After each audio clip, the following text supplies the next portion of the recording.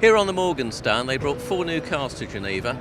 Power plants range from a Mustang through a BMW to the yellow vehicle, which has got an electric concept engine in. Matt, tell us about the design process with Morgans. You've got 4 new cars here at Geneva. Let's talk about this one. Well, this is the brand new Morgan Plus 8. This is an interesting car because what we've done is actually applied the classic looking body to the very modern aluminium chassis that we have. So compared to some of the more classic cars such as the Roadster or the 4.4, this car has bonded aluminium chassis, BMW 4.8 litre V8 underneath, yes, and then a classically styled aluminium panels over the top. So from your perspective, is the design all about the shape or trying to integrate those components together as well? With this particular car, it's more about integrating the classical feel and actually trying to get it as clean and as pure as possible, back to what simple Morgans are all about. At the risk of sounding personal, Morgan's an old traditional English company and you're young, fresh-faced. How do those two values tally? I think the perception of Morgan is actually what it's about. You know, I'm a young guy that's come in, and I came in back in 2005 when I did Morgan Aeromax as a student. Right. Now Charles Morgan, who's sort of family-owned company, runs Morgan, is very keen to get youngsters into the place, to get some excitement back. Okay, bit of joie de vivre then, really. Definitely. Okay. And that's why we do things like the classical Plus 8, but then also move on to other stuff like the Aero Coupe. Let's take a closer look at the Aero, if we may. Yeah. This car's got somewhat rakish lines. I could imagine someone like maybe David Niven or Terry Thomas driving it. Tell me more about this. The whole point of the Aero range, the Aero product of Morgan's, is to capture what we call automotive theatre. It's about, imagine if you'd seen a Talbot Lago, a real coach-built car from the 1920s or 30s, yes, going down Hollywood Boulevard or somewhere fantastical. I can do that. Well, what we wanted to do was to make this a true 21st century coach-built car.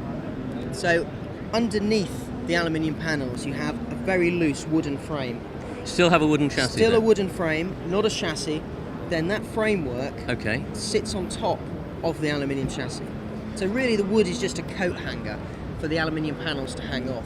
What sort of wood do you use? It's all English ash. Okay. It's all made, handcrafted at the factory. And then even when you open the car up and see the woodwork inside, it's all hand polished.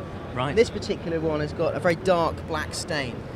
But the nice thing is we pride ourselves on the materials we use. Now if you go jump in any other manufacturer's car, feel a piece of wood, I'm not being funny, but it's probably a piece of aluminium with a veneer on top. And I must admit, I'm getting a little bit bored with carbon nowadays. I've seen lots and lots of carbon. I'm a bit of a purist. I do like traditional materials. I like wood, I like the aluminium in this. That's what it's all about. This is about the Morgan DNA, as we call it. Real materials, wood, leather, aluminium, mixing them up and actually designing a car around the properties of that material. Okay. The thing about this car as well, it looks as if it's going quickly even when it's standing still. You're looking at those sort of swoopy lines, big ruched haunches at the back and so on. Did this just start as a concept on paper, just a series of squiggles? This particular car, I mean, we design our cars the same as any other manufacturer does. So I sketch every idea out, we then go into a small clay, an alias model as well. From that we'll then go into a larger model which will cut. So it's exactly the same process. Now, for a small company like Morgan to embark on a brand new vehicle, that's a serious amount of financial commitment. You've got to get it right. You can't afford for a model to fail, obviously. How long does it take to get from that first sweep of pencil on the paper to the point where you've got your clay model and then going into production? The nice thing about Morgan is we've got a very small team. There's only 3 directors, Charles Morgan being one of the main ones. He's so still it the means man. that I can sketch an idea out, go to the directors with the idea, and get sign-off within a matter of hours, of course. Well, so you don't have all the... you may not have the backing of the big companies, but then you don't have the encumbrance either. It's a very dynamic process, obviously. Exactly. I mean, for example, the 3-wheeler that we have, we started the sketches in December. Yes. We were launched here in March with an almost production-ready vehicle. And the thing about the 3-wheeler, it's so true to the original in terms of looks and so on, and yet somehow it does embody that up-to-date feeling. It does feel modern, and yet you've still got this fun element when you're driving it too. Exactly the same qualities as the Plus 8 or any of the classics, same qualities as the Aero product. Yes. The 3-wheeler is just more of a fun, even more so, almost taking the mick out of itself. It's sheer lunacy, isn't it? But I like the fact it is a sort of, it's a joke on itself, but it's a very, very successful one, and it's fun. I think all good British brands should have humour. You know, Yeah, couldn't agree more. We're not the Germans. We're not as slick as the Italians. At the end of the day, we're British, and we are slightly eccentric. You are a bloke in a shed, aren't you, really? We don't have a design office. We have a design shed. Superb. Let's take a look at the other two. Let's talk about this one. I can't miss it. It's a stunning canary yellow. What makes it different? Well, you've got the Zytec sourced battery and electric motor under the hood.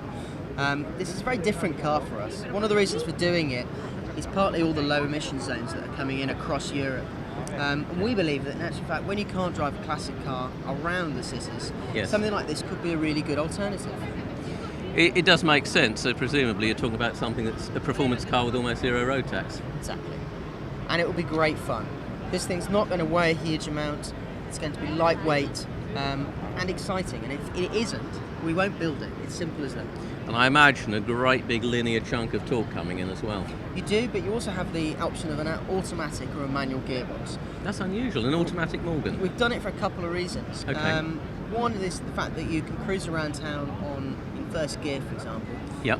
You've got huge amounts of torque, but it also means with the gearing that we're able to achieve a relatively high top speed of around 120 mile an hour. Which is going to be quick enough, I should think. It'll be quick enough, definitely, around the corners in the Cotswolds or something.